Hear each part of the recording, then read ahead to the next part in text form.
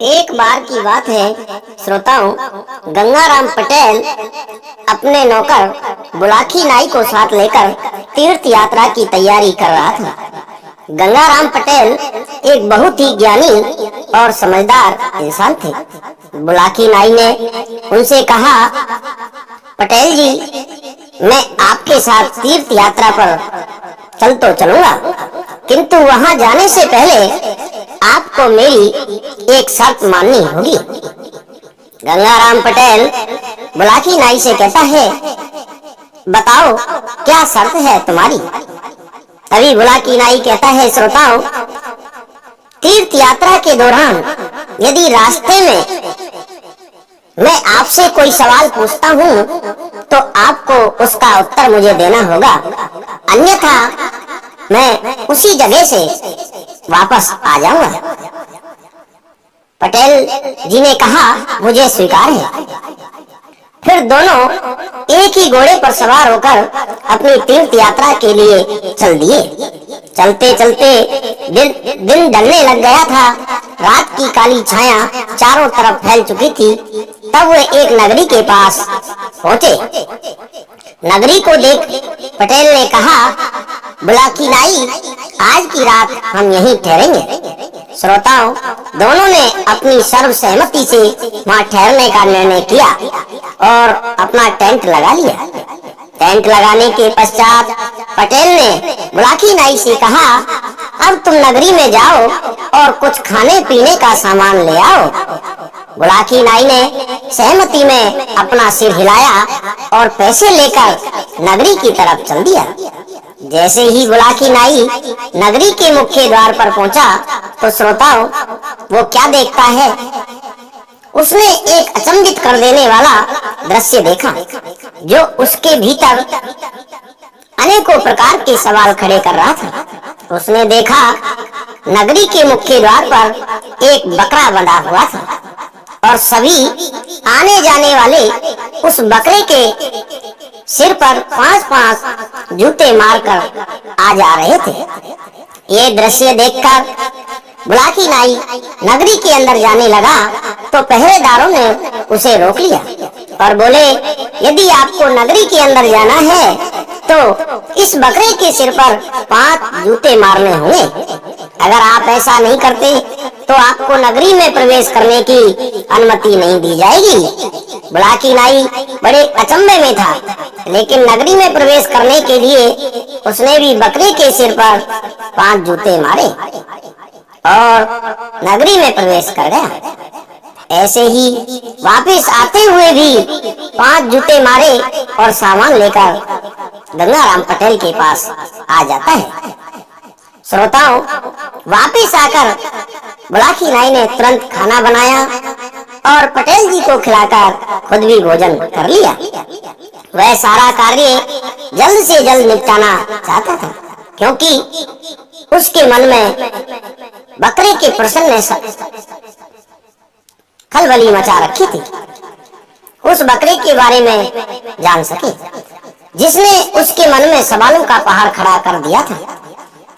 तो रात को सोते समय बुलाकी नाई पटेल जी के पैरों के पास बैठ गया और पैर दबाते हुए बोला, पटेल जी, जब मैं नगरी में प्रवेश कर रहा था तो नगरी के मुख्य द्वार पर जैसे ही पहुंचा तो वहां मैंने एक पीड़ादायक दृश्य देखा, जो मुझे अच्छा नहीं लगा। इस नगरी के लोग कितने क्रूर और पत्थर दिल हैं, जो अपना गुस्सा किसी बेजवान जानवर पर निकाल रहे थे।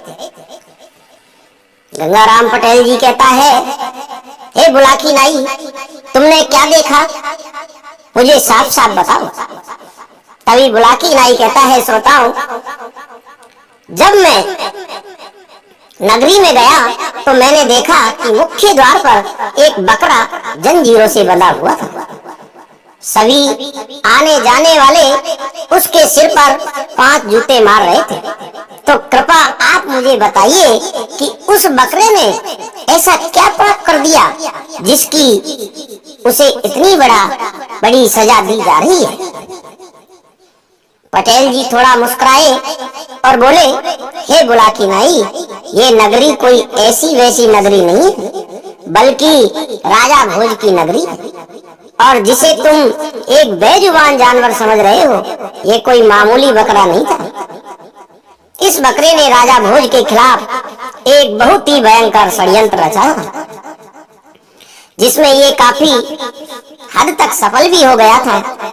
लेकिन कहते हैं ना, पाप का घड़ा एक दिन फूटता जरूर है। तो इस बकरे का घड़ा भी जिस दिन फूटा, उसी दिन इसे ये सजा सुनाई गई कि जो भी प्रजाजन नगरी में आए या जाए, उसे पहले इस बकरे के सिर पर 5 जूते मारने होंगे। तो बुलाकी नाई, मैं आपको ये पूरा वृतांत सुनाता हूँ। अब यहाँ से पटेल जी ने बुलाकी नाई को कहानी सुनाना प्रारंभ कर देते हैं। श्रोताओं, राजा भोज 14 विद्या निदान राजा थे, जो उस समय समग्र राजाओं में सबसे बुद्धिमान शासक थे।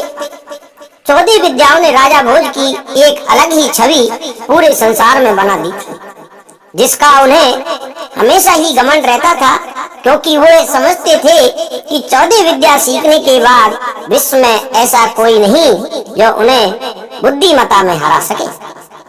लेकिन यह कारनामा किया एक बाजीगर ने, जिसने राजा भोज की 14 विद्याओं का घमंड तोड़कर रख दिया। एक बार एक बाजीगर और बाजीगरनी राजा भोज की नगरी में खेल दिखाने आए। बाजीगर ने वहां मौजूद लोगों से उसका खेल देखने के लिए आग्रह किया।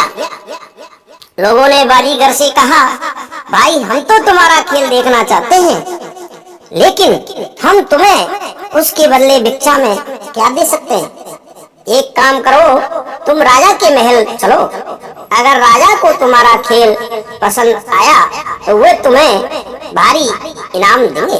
बाजीगर ने कहा, चलो ठीक है, बहुत सुना है राजा भोज के बारे में। मेरी भी बड़ी तमन्ना थी कि एक दिन मैं उनके सामने अपनी कला का प्रदर्शन करूं। बाजीगर अपनी पत्नी के साथ महल पहुंच गया, लेकिन वहां द्वारपालों ने उसे बताया कि अभी महाराज किसी कार्य में व्यस्त हैं, तुम्हें थोड़ी देर इंतजार करना होगा। बाजीगर अपनी पत्नी के साथ वहीं बैठ गया और राजा का कार्य से मुक्त होने का इंतजार करता रहा।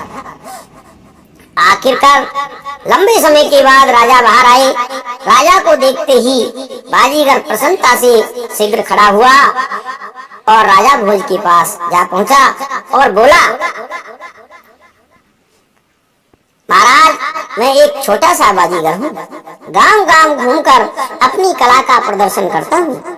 मेरे बड़े दिनों से तमन्ना थी कि कभी आपके सामने अपनी कला का प्रदर्शन करूं, इसलिए आज मैं आपकी नगरी में आया हूँ। राजा भोज घमंड में कहते हैं, अरे बाजीगर, तू क्या मुझे अपनी कला दिखाएगा? मैं 14 विद्या निदान हूँ, मेरे आगे बड़े से बड़ा ज्ञान भी पस्त है, और तू तो एक छोटा सा बाजीगर है। भला तू मुझे क्या रोमांचित करेगा?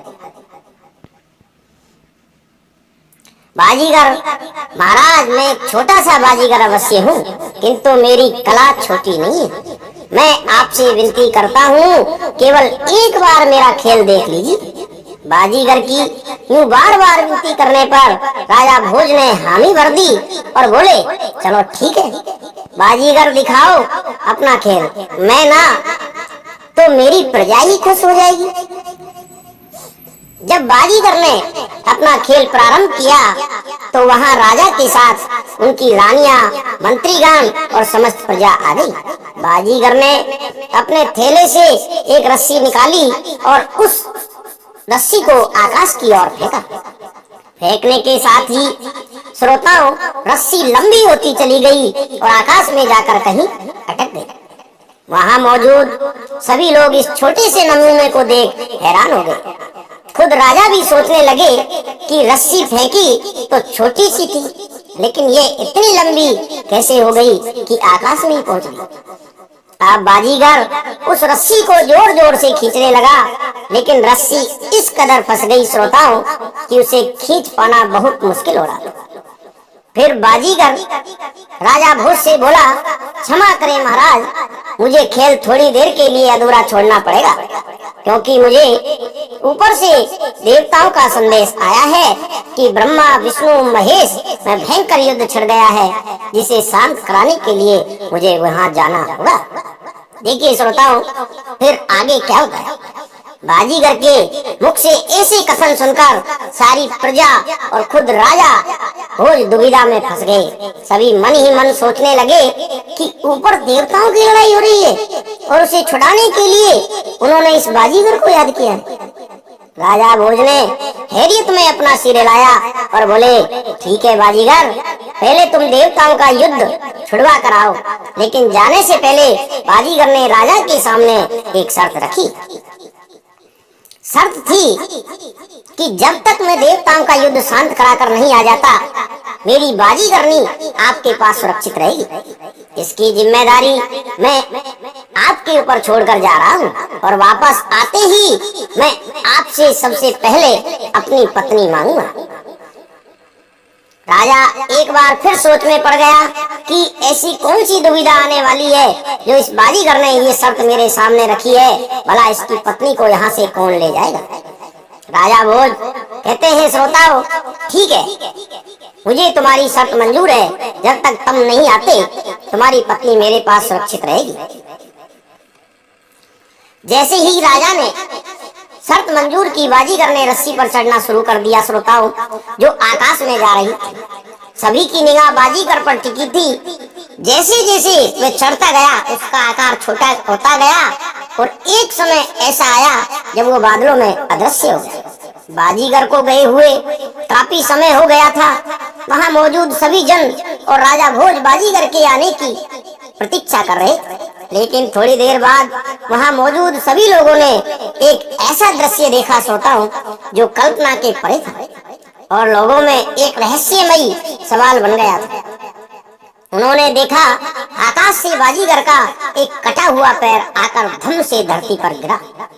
कटा पैर देखकर सभी सुन पड़ गए, सभी की आंखें फटी की फटी रह गई। श्रोताओं, फिर थोड़ी देर बाद दूसरा पैर आ गिरा।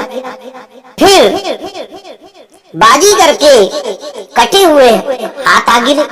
धीरे धीरे उसका सारा शरीर टुकड़ों के रूप में जमीन पर आ गिरा।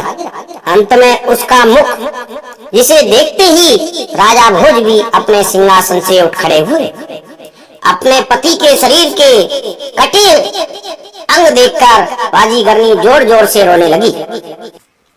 श्रोताओं, राजा और समस्त प्रजा के मन में कई सवाल उठने लगे। आगे क्या हुआ, कैसे हुआ, क्यों हुआ,